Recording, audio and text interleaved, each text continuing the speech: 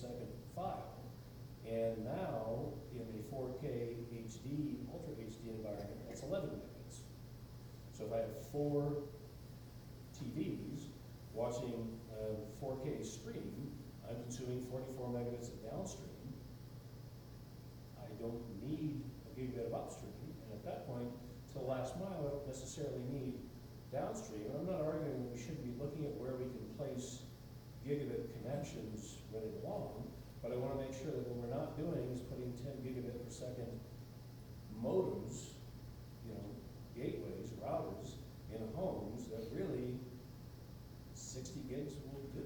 Well, what I'm saying here in terms of this application is really to say there's already a community of people who are very strong into gigabit symmetrical connectivity. So I'm not really debating that. I mean, I'm not necessarily saying everyone needs a gigabit. I would like a gigabit. I very much would like one. I would pay for it if I could get it in my home.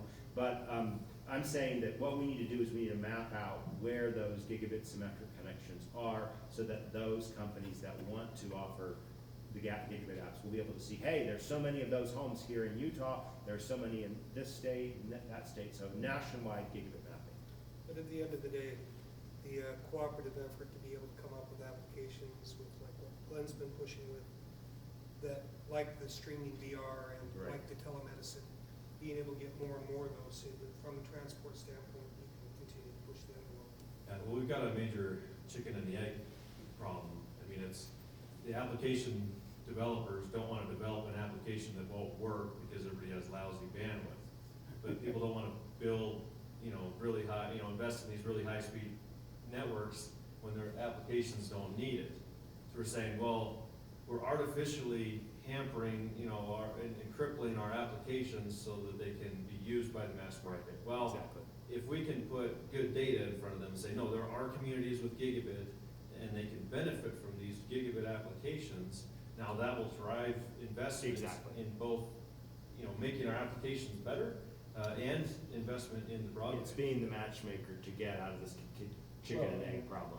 And bluntly, I would say that right now, there's more of a need to create the applications. I'm working with 3 different organizations, the Road Home, the Broadband Valley Authority, and Stanton Fiber. Stanton put a $6 million fiber ring into downtown Stanton in the late 90s, and literally just it sat there without anything happening. Same thing with Road, same thing with Last Mile in what's called Road Home, which is rural Virginia. We had a friend who basically bought or funded the purchase of Burlington Telecom, which essentially was another fiber ring, as opposed to, my own personal opinion, for right now, I would say that focus on where the gigabit connections are and maximize truly value-added applications that live on those networks. Because right now, there's a lot of those out there that are massively underutilized, and the principal people who are pushing to build more gigabit network infrastructure are the Junipers and the Ciscos who just need to sell you more stuff. Mm-hmm. But when we have, huge numbers of fiber networks that are at 8% of capacity, Right. you've got to basically show that there's real value in leveraging the resources that are already in the ground, as opposed to putting more in the ground, unless you're a lobbying firm for, level 3 or Zayo or Cisco. I mean, the beauty of Utopia's model is that we go out there and we build these networks, and the money needed to build these networks is already being paid, right? People are paying more today than what it would cost if those same dollars people are paying for cable and DSL moved over to municipal fiber. Their bill goes down, and that money is sufficient for paying the entire investment in that fiber network. We just got to convince these cities to do it, and once we do that, we do it in a way that's open access. It actually promotes, Yeah.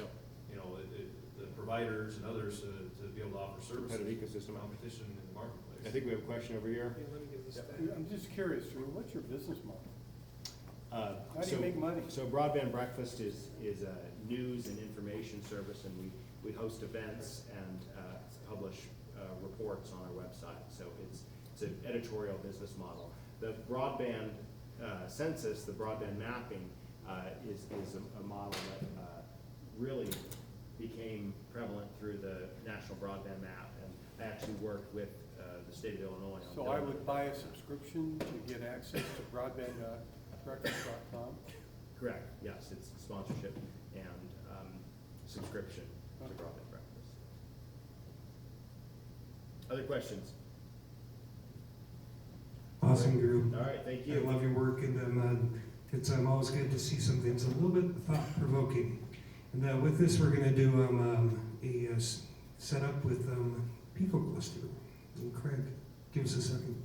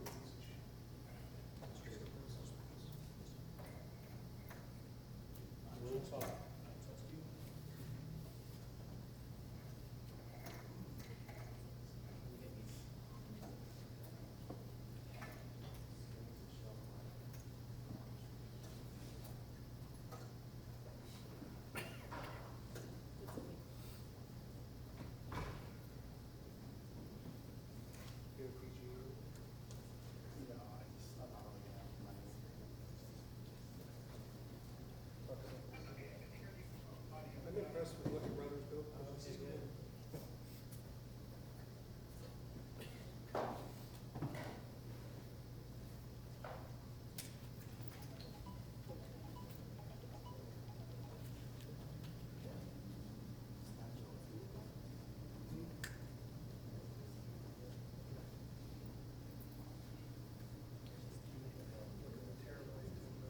Hey Glenn.